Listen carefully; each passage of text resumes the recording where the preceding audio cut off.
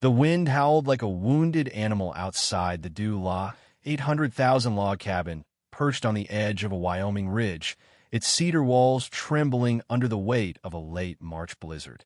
I'd driven up from Denver to check on my father, Henry Voss, after he'd missed 2 of my calls unusual for a man who treated his satellite phone like a lifeline.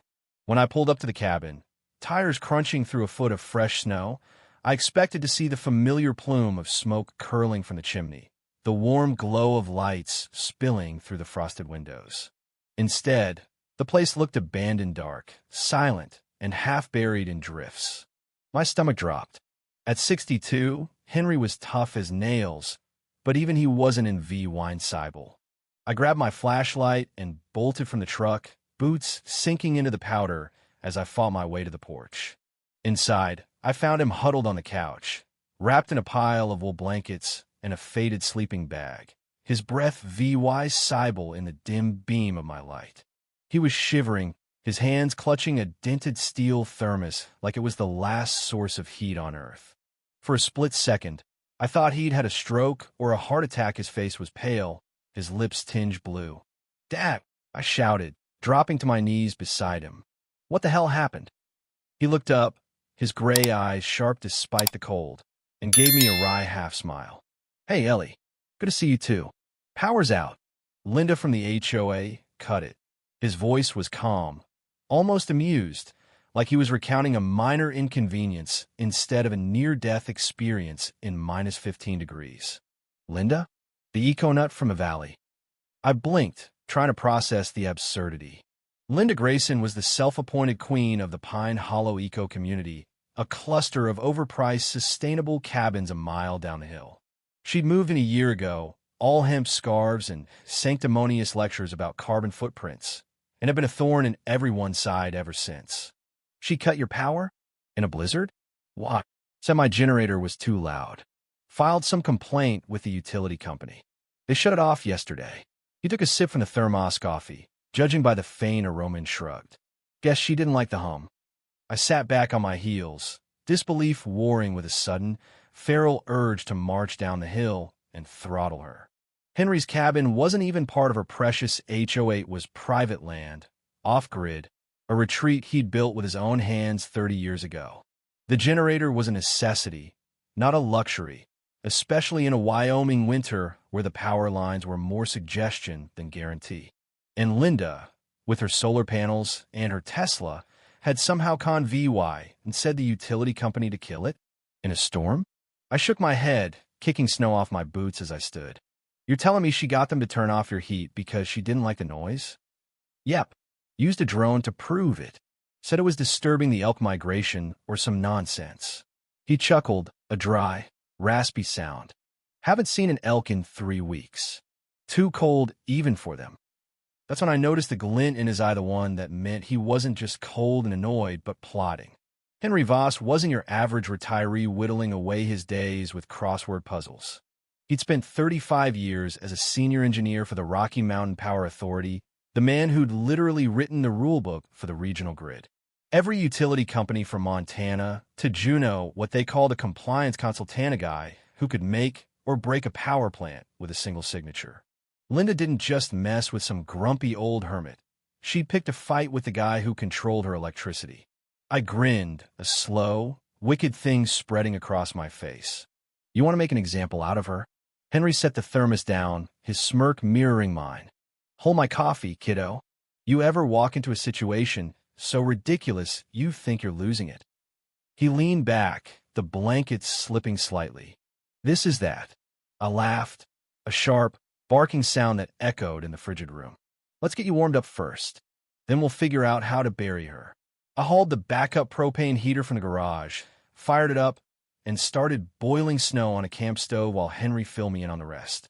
Linda had been terrorizing the area since she'd arrived, turning her VY Lodge into a personal fiefdom. She'd formed an NVY environmental oversight board within weeks, harassing cabin owners with her made-up rules, fining one guy for excessive firewood stacking and another for a solar panel that clashed with the horizon. Henry had told her to get lost when she demanded he sign her community charter, and she'd taken it as a declaration of war. Her weapon of choice? A drone she flew over private land, filming anything she could twist into a violation. She'd used shaky footage and a noise app to claim Henry's generator broke decibel limits, then filed an emergency cutoff request with the utility company under a safety clause meant for gas leaks or wildfires. No certified EVY Denke, no inspection, just her word and a PDF. The company, legally bound to act on emergency filings, had complied without a second thought. It was so stupid, it was almost brilliant. She thinks she's untouchable, I said, handing him a mug of steaming tea.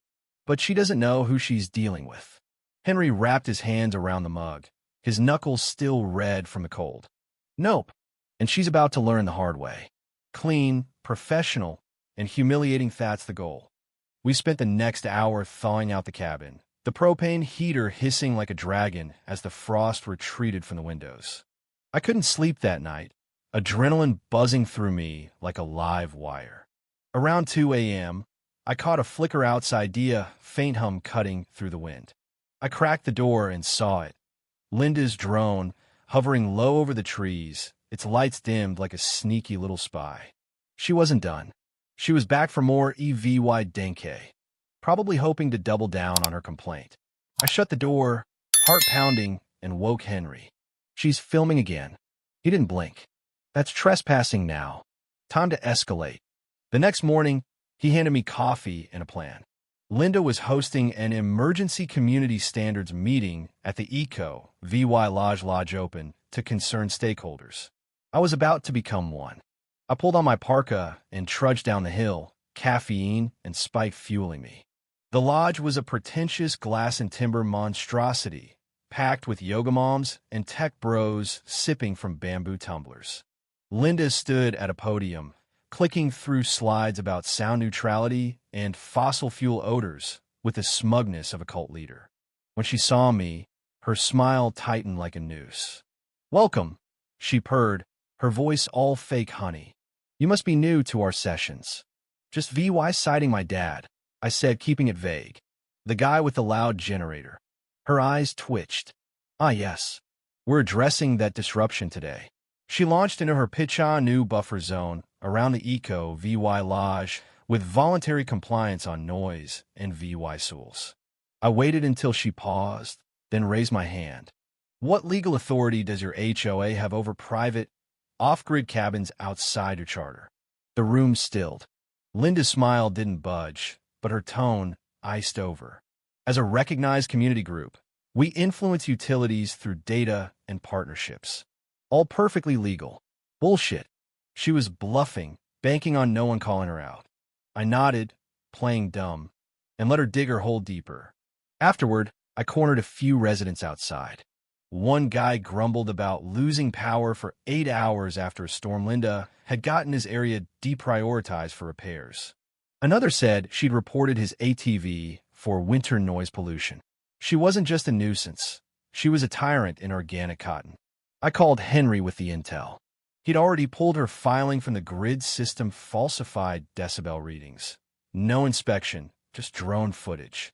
"She's toast," he said. "But we're not stopping there." Henry rewrote the compliance rules, mandating certified testing for emergency cutoffs. No more drone nonsense. He also requested an audit of every cutoff she'd filed, flagging them for the State Energy Board. I dug into her VY Lodge zoning records through a friend in enforcement shady filings, missing signatures, retroactive amendments. If any were fake, her HOA could collapse. She didn't know it yet, but her kingdom was crumbling. Then the drone came back.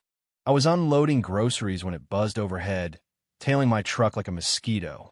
Henry stepped onto the porch, shotgun in hand. "Enough," he muttered. I froze as he fired a warning shot skyward.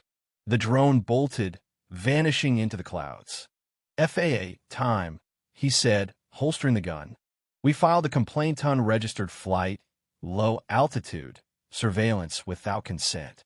With audio, it might even be a wiretap violation. Checkmate. Linda didn't quit. 2 days later, she hosted another meeting, while VYing her controller like a scepter. I drove past, and she smirked, Obli VYS to the FAA net closing in. Henry sent the utility company a memo exposing her fraud fake data, manipulated rules. Within hours, they suspended her complaints, restoring power to every cabin she targeted. Residents called to thank him, one offering venison jerky. Linda fired back with a melodramatic email about noise terrorism, accusing us of sabotage. Henry forwarded it to the state with a note. She's a liability. The real fireworks came at the range. We were shooting targets with neighbors when her drone swooped in, dipping below 50 feet illegal and dumb, overarmed folks. Henry didn't hesitate. One blast from the 12 gauge, and it exploded midair, raining plastic into the snow. The group cheered.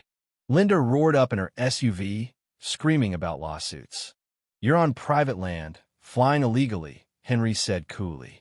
We've got VY Deo too. She stormed off, defeated. The fallout was glorious. The FAA launched an investigation, fines loomed. The utility audit exposed her copy-pasted complaints, some predating her arrival. Her consultant status was revoked, her HOA presidency stripped. Civil suspiled. Then the state called Henry to testify, and a broader probe. Linda's tactics had spread, and they wanted her as a cautionary tale. Her VY Lodge lost priority grid status just as a blizzard hit, Leah VYing her powerless while we sip coffee by the fire. The news ran a segment. HOA tyrant iced out, complete with her candlelit meltdown. A thank you card arrived with a diner voucher. For standing up, it read. I boxed the drone wreckage, labeled it FAA EVY Denke, and set it by the firewood. Henry hung his shotgun on the wall. Power's not about VYing it, he said, gazing at the snow. It's about using it right. Linda faded into obscurity, a frozen footnote in a story that started with a generator and ended with justice. If you were the one in this story, how would you react? Would you stand up and fight back, or accept the unreasonable pressure and control from the HOA? Share your thoughts in the comments below. And don't forget to subscribe, like, and share this VY Deo with more people. Your small action gives us the motivation to keep bringing you more intense and engaging stories. Thanks for watching, and we'll see you in the next VY Deo.